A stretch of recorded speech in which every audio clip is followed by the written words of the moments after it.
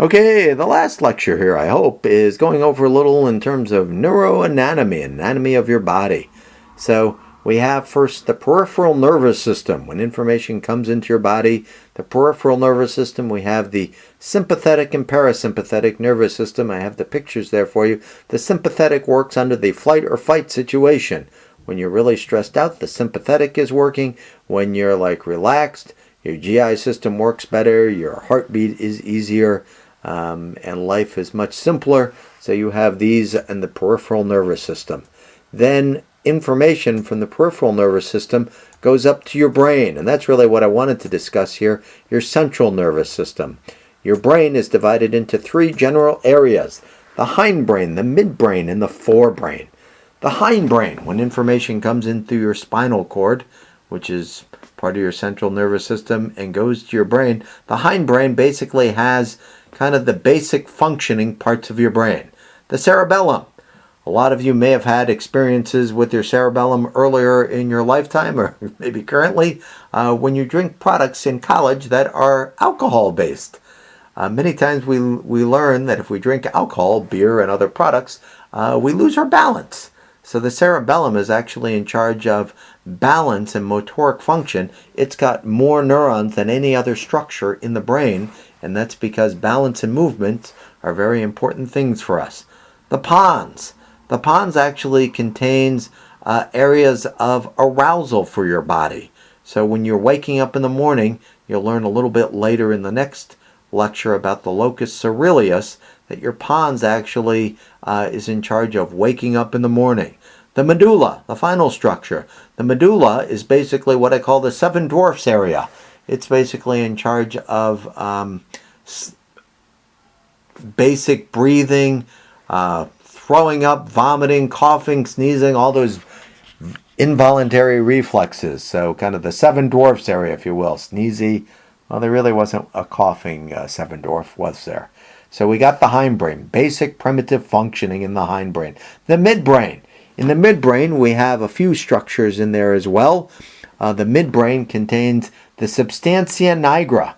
That actually stands for a black area that's very much involved in Parkinson's disease. You lose a lot of dopamine in the substantia nigra, and motoric function doesn't work. So the substantia nigra is that. The periaqueductal gray. It's an area that looks gray. It's right near the cerebral aqueducts in the brain, and that's where most of your endorphins are housed. So your endorphins are the neurotransmitter in your brain. Endorphins were discovered long after this, and they named endorphins as the neurotransmitter because it's kind of like the morphine in your brain. You also have the superior colliculus. That's involved with eye movements and following people around, and your inferior colliculus, which is involved with hearing and following sounds when people are moving. Then you move into the forebrain.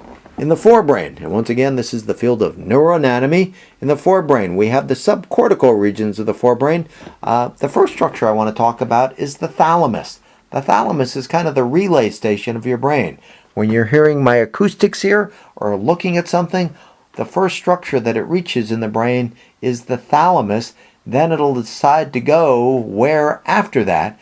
It could go to the cerebral cortex, your occipital lobe for vision, your temporal lobe for acoustic processing. If it's touch, if you're being touched, if there's something in your mouth, that goes to the parietal lobe, where you basically have areas represented. If you look at page 55, you can get some more details. Areas that are very sensitive to touch, your fingers, your face, your hands. They have a lot of representation in your parietal lobe. And then your frontal lobe, which is kind of in charge of higher level cognitive functioning. Information can go there. Information from your thalamus can go there. Information from your thalamus can also go to these other subcortical structures, the hippocampus, amygdala, and hypothalamus. The hippocampus is in charge of memory. The amygdala is in charge of emotions and anxiety. And the hypothalamus is in charge of basically your endocrine system and kind of the flight or fight situation. So if you've had a lot of experience with stress in your life, information goes from your thalamus probably to these other subcortical structures, and that's why you have a stressed out response. The last thing I would have you do is look up information about what a CT, an MRI, EEG, and a PET scan are, and describe the static and dynamic imaging techniques. Page 48 of your book does that. Thank you very much. That'll cover our first lecture. Actually, let me even go back to the book here in chapter 2 and just communicate what's relevant about what I've shared from chapter 2 that might help you out here. So let's see what we got here. Chapter 2. Okay, we start with, where do we start? Looks like page 35. You see the nice picture of the neuron on page 36. That might help you out just a little bit. Action potentials, neural impulse. You need to collect 15 millivolts of depolarization. They show you pictures of this. Different types of neurotransmitters. I talked to you about them. You can name some of those as well. Then we went into the nervous system, peripheral versus central, and the differences between them. What else would be relevant here? The brain. We went into, you just need to know the hindbrain, midbrain, and forebrain. Page 48 on these different techniques you can use to image the brain, be able to describe them. Pages 50 and beyond, it talks about some of these structures in the brain.